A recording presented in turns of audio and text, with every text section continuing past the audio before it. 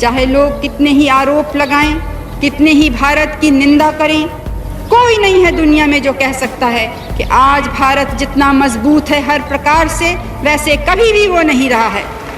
भारत की पूर्व प्रधानमंत्री इंदिरा गांधी, जिनको दुर्गा और आयरन लेडी जैसे नामों की संख्या मिली और जिनके नाम का डंका न सिर्फ भारत बल्कि पूरी दुनिया में बजता था, जिनके भाषण को सुनने के लिए लाखों लोगों की भीड़ इकट्ठा होती थी, जिनके दर्शन दरबार में आम लोगों की समस्याओं के समाधान मिलते थे, जिन्होंने गरीब कहे जाने वाले भारत को दुनिया की परमाणु महाशक्ति बनाया था और उन्होंने देश के हित के लिए कई अहम फैसले लिए थे। आपको बता दूं मित्रों, शायद भारत के इंदिरा गांधी और नरेंद्र मोदी ऐसे दो ही प्रधानमंत्री हैं जिनका नाम लगभग सभी देशवासी जानते हैं। लेकिन यहां सोचने वाली बात यह है कि इंदिरा गांधी के समय तो इतना सोशल मीडिया भी नहीं था, फिर भी हर तरफ उनके नाम का डंका बजता था और आज भी उन्हें याद किया जाता है। शायद आज भी इंदिरा गांधी से जुड़ी कुछ ऐसी अनसुनी बातें हैं जिनके बारे में 90% लोग नहीं जानते, जैसे कि कैसे उन्होंने अमेरिका के राष्ट्रपति के साथ डांस करने से इनकार कर दिया था, क्यों अटल बिहारी वाजपेयी ने उन्हें दुर्गा और पूरी दुनिया उन्हें आयरन लेडी के नाम से संबोधित करती थी। आज हम पूर्व प्रधानमंत्री इंदिरा गांधी के जीवन से जुड़ी इन्हीं सभी अनसुनी अनकही घटनाओं से पर्दा उठाएंगे, लेकिन उसके पहले नए दर्शक जल्दी से चैनल को सब्सक्राइब कर दीजिए।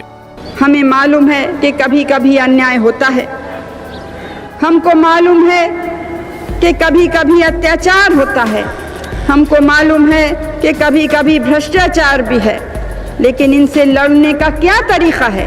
क्या कमजोर सरकार इनसे लड़ सकती है?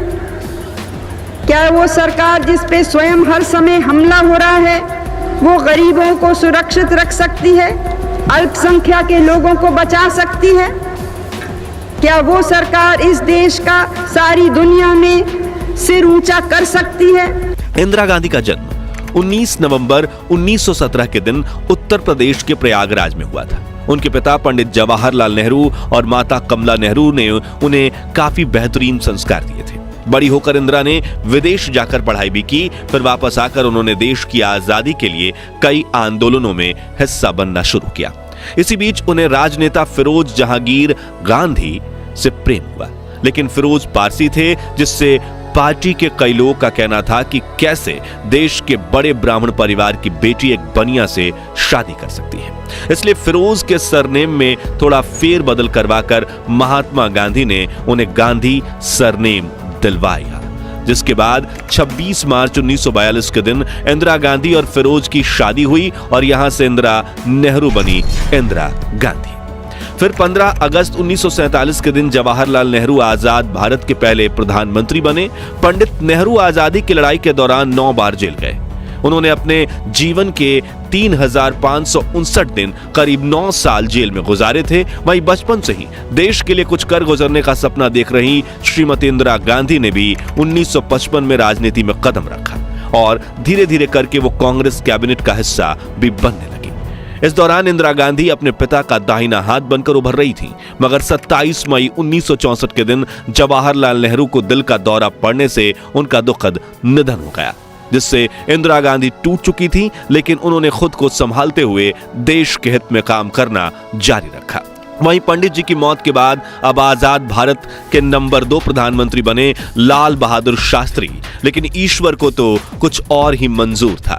बस 18 महीने बाद ही ताशकंद समझौते के दौरान 11 जनवरी 1966 की रात संदिग्ध हालात में प्रधानमंत्री लाल बहादुर शास्त्री की मौत हो गई थी। उनकी मौत किस कारण से हुई, ये आज भी एक राज है। उस वक्त मेडिकल रिपोर्ट में कहा गया कि लाल बहादुर शास्त्री की मौत हार्ट अटैक की वजह से हुई थी, लेकिन उनकी पत्नी का आरोप था कि उन्हें जहर दिया गया था।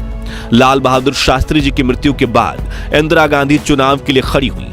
यहां दिलचस्प बात यह भी है कि इंदिरा गांधी की लड़ाई अपने पक्ष के नेता गुलजारी लाल नंदा और मोरारजी देसाई से थी, मगर शास्त्री जी की मृत्यु के बाद कार्यकारी प्रधानमंत्री बने गुलजारी लाल नंदा ने प्रधानमंत्री पद की रेस से अपना नाम वापस ले लिया।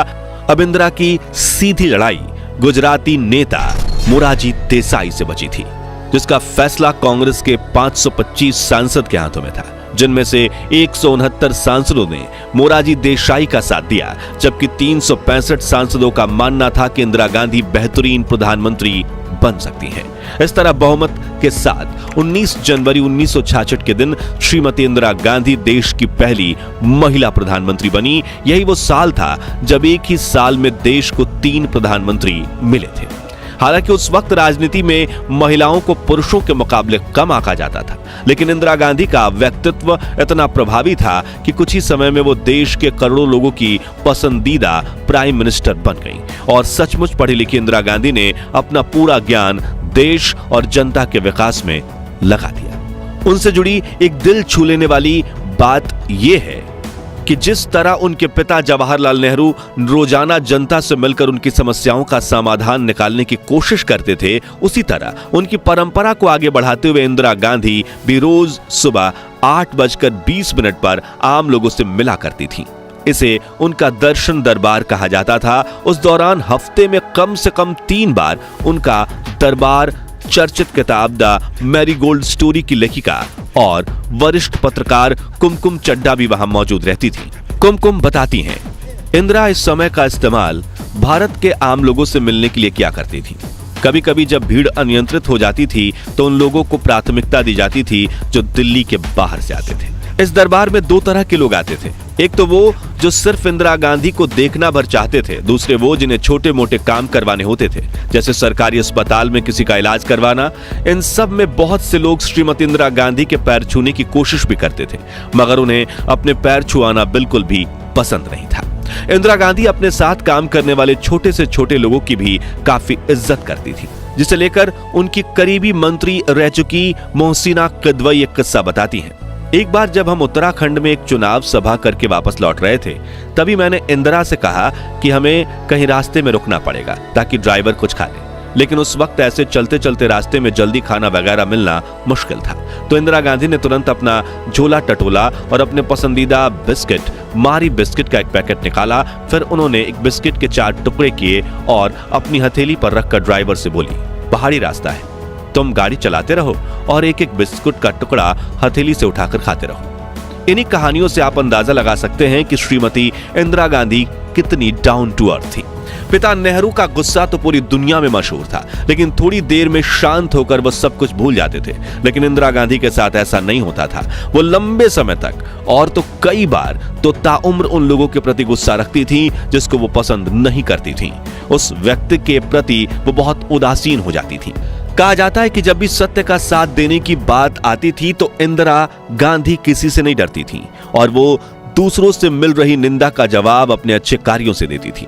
यहां तक कि समाजवादी नेता राम मनोहर लोहिया ने इंदिरा को संसद में कई बार गूंगी गुड़िया तक कहा था, लेकिन उन्होंने इसका कोई उत्तर नहीं दिया, क्योंकि 1971 में उनका पूरा ध्यान भारत पाकिस्तान युद्ध में देश की रक्षा करने पर था, जिसके तुरंत बाद इंदिरा गांधी का ध्यान इस बात पर गया कि पूर्व पाकिस्तान में पाकिस्तानी सेना ही वहां की जनता पर जुल्म ढा रही है। वहां जो लोग अलग देश की मांग कर रहे हैं उन्हें चुप कराने के लिए हत्याकांड किया जा रहा है।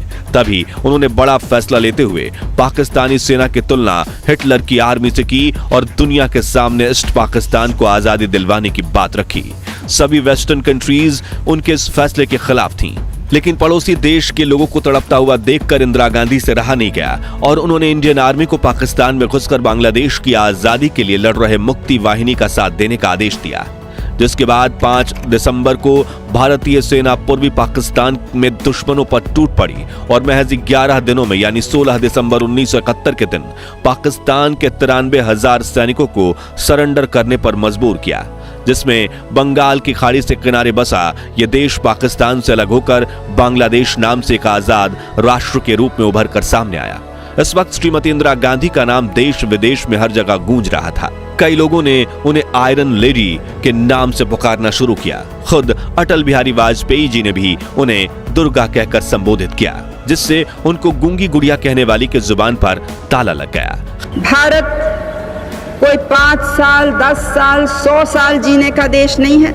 हजारों साल जीवित रहा है और हजारों साल और इसको जीवित रहना है। खैर, 70 के दशक में अमेरिका, चीन, जापान और कई वेस्टर्न कंट्रीज अपने पास परमाणु हथियार होने की धाक जमाती थीं और कई बार इन्हीं हथियारों के बल पर भारत की बात दबाने की कोशिश भी की गई थी। ऐसे में इंदिरा गांधी ने पर्दे के पीछे वैज्ञानिकों को न्यूक्लियर वेपन बनाने की अनुमति दे दी थी। दूसरी तरफ अमेरिका वियतनाम युद्ध में उलझा हुआ था। यहां भारत में परमाणु हथियार बनकर तैयार था और श्रीमती इंदिरा गांधी ने ऑपरेशन स्माइलिंग बुद्धा इनिशिएट कर दिया, जिसकी अमेरिका को कानो कान भनक तक नहीं लगी। इस ऑपरेशन के तहत हमारे वैज्ञानिकों ने 18 मई 1974 के दिन पोखरण में पहला सफल परमाणु परीक्षण किया था, जिसके बारे में पता लगते ही दुनिया की सभी महाशक्तियों के मुंह खुले के खुले रह गए थे, क्योंकि जिस भारत को वो गरीब राष्ट्र मानते थे वो अब परमाणु शक्ति संपन्न राष्ट्र बन चुका था। और इस परमाणु परीक्षण के बाद भारत की ओर किसी ने आंख उठाकर देखने की हिम्मत तक नहीं की। अन्याय के सामने आवाज उठाने में वो किसी से नहीं डरती थी और देशवासियों को भी हिम्मत देती थी। देश के सामने बहुत से खतरे हैं, अंदरूनी कमजोरियां तो हैं ही हैं, बाहरी खतरे भी हैं। मैं आपको डराना नहीं चाहती हूं और मुझे यह भी मालूम है कि आप डरने वाले भी नहीं हैं। दोस्तों, इंदिरा गांधी भारत की पहली महिला प्रधानमंत्री थी, मगर वो चाहती थी कि लोग उनके जेंडर की वजह से नहीं बल्कि उनके कार्यों की वजह से उनकी रिस्पेक्ट करें।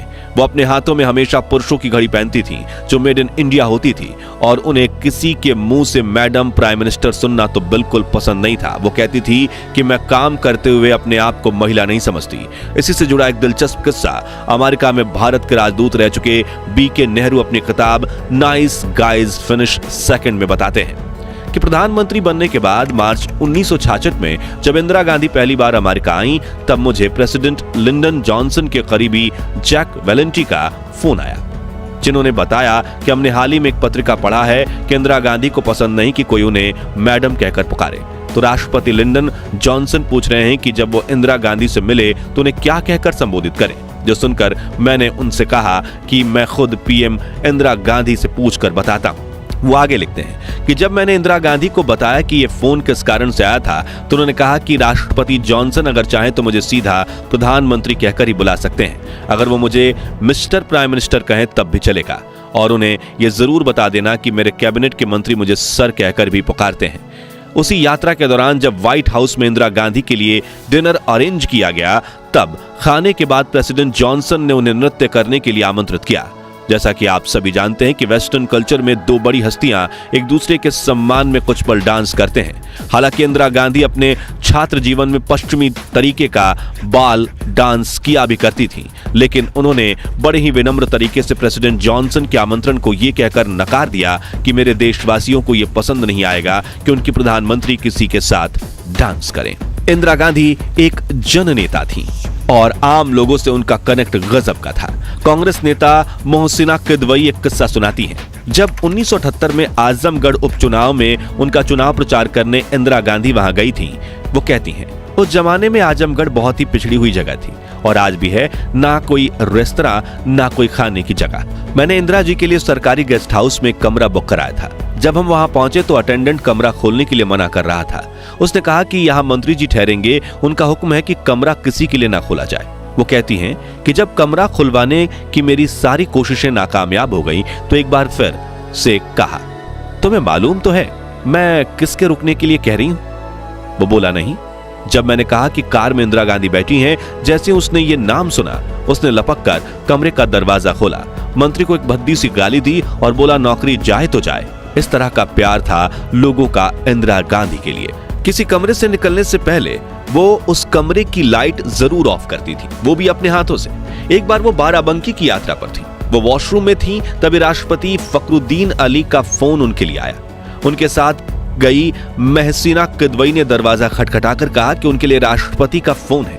इंदिरा गांधी बाहर आई, लेकिन फोन लेने से पहले उन्होंने मोहसिना से कहा कि जाकर पहले वॉशरूम की लाइट बंद करें, जिसे वो जल्दी में बंद करना भूल गई हैं। मोहसिना कहती हैं कि मैं ये सुनकर स्तब्ध रह गई कि एक तरफ भारत का राष्ट्रपति टेलीफोन पर है और इंदिरा गांधी को चिंता है कि वॉशरूम की लाइट ऑफ हुई कि नहीं। श्रीमती इंदिरा गांधी ने अपने पहले कार्यकाल में प्रधानमंत्री पद संभालते समय सत्य और निष्ठा की शपथ ली थी, मगर साथियों वो दूसरी बार जब सत्ता में आई तो वो पूरी तरह से धार्मिक हो चली थी। दूसरी बार उन्होंने ईश्वर के नाम पर प्रधानमंत्री पद की शपथ ली। सन 1970 में अपनी हार के बाद उन्होंने बनारस के काशी विश्वनाथ मंदिर और संकट मोचन मंदिर में पूजा की। किताब Indira India's most powerful prime minister में लिखा है कि इस दौरान उन्होंने वैष्णव देवी के दर्शन किए और हेलीपैड से वहां तक का 2 किलोमीटर का रास्ता भी पैदल चलकर तय किया। अंबाजी मंदिर में उन्होंने पूरे 1 मिनट तक दंडवत होकर प्रार्थना की। सन 80 में संजय की मौत के बाद उन्होंने धार्मिक कार्यकलापों को बढ़ चढ़कर भाग लेना शुरू किया। उन दिनों जब सूर्य ग्रहण पड़ता था तो उन्होंने अपनी गर्भवती बहू मेनका गांधी को सूर्य ग्रहण देखने की अनुमति नहीं दी। उन्होंने तमाम उम्र अपने गले में रुद्राक्ष की माला पहनी। उनके घर के पूजा गृह में सभी देवताओं की मूर्तियों के अलावा गौतम बुद्ध, रामकृष्ण परमहंस की मूर्तियां और एक शंख रखा रहता था। धार्मिक मामलों में उनके सबसे बड़े सलाहकार कमलापति त्रिपाठी थे। कुमकुम चड्ढा अपनी किताब द मैरीगोल्ड स्टोरी में लिखती हैं कि एक बार नवरात्रि के मौके पर वरिष्ठ कांग्रेस नेता कमलापति त्रिपाठी ने उनसे 9 बालिकाओं के पैर धोकर उनका पानी पी जाने के लिए कहा। उन्होंने सवाल पूछा कि इससे वो कहीं बीमार तो नहीं पड़ जाएंगी, लेकिन शुरू में झिझकने के बाद विदेश में पढ़ी और फ्रेंच बोलने वाली इंदिरा गांधी ने यह रस्म भी पूरी की। इंदिरा को जेवर का कोई शौक नहीं था। हाँ, वो हाथों में पुरुषों की घड़ी जरूर पहनती थी, वो भी सरकारी कंपनी की। उनकी भारतीयता उनके कपड़ों में साफ झलकती थी। मार्च 1982 में जब लंदन के फेस्टिवल ऑफ इंडिया का आयोजन किया गया और शुरू में राष्ट्रगान बजा तो उनकी दोस्त रही पुलुल चेकर ने नोट किया कि उनकी आंखें नम हो गई थी। वो अपने राजनीतिक प्रतिद्वंदी मोरारजी देसाई को वो हमेशा मोरारजी भाई कहकर संबोधित करती थी और जज जीवन राम को उन्होंने हमेशा बाबूजी कहा। दक्षिण के चुनाव दौरे के दौरान या प्रचार करते करते रात हो जाती थी तो वो कार में बैठे बैठे अपने दोनों घुटनों के बीच टॉर्च रखकर जला लेती थी ताकि उनकी रोशनी उनके चेहरे पर पड़े और लोग अंधेरे में भी उनको देख सके। तो दोस्तों, आज के लिए बस इतना ही। मगर वो कौन सा कारण था जिसकी वजह से इंदिरा गांधी को इमरजेंसी लागू करनी पड़ी थी और क्यों की गई थी इंदिरा गांधी की हत्या? क्या वाकई में संजय गांधी ने अपनी मां इंदिरा गांधी को पार्टी में थप्पड़ मार दिया था या फिर सिर्फ विपक्ष की फैलाई यह एक अफवाह है? और क्या है संजय गांधी की मौत का सच? और क्यों संजय गांधी की मौत के सिर्फ 2 साल बाद ही इंदिरा ने अपनी बहू मेनका गांधी को घर से निकाल दिया था? अगर आप इन सवालों के जवाब चाहते हैं तो कमेंट बॉक्स में नेक्स्ट पार्ट या पार्ट 2 जरूर लिखिए। अगर आपको ये वीडियो पसंद आई हो तो इसे लाइक और शेयर जरूर कीजिए और ऐसी रोमांचक वीडियोस देखते रहने के लिए हमारे चैनल को सब्सक्राइब करके पास वाली घंटी जरूर बजा दीजिए। जय हिंद, जय भारत।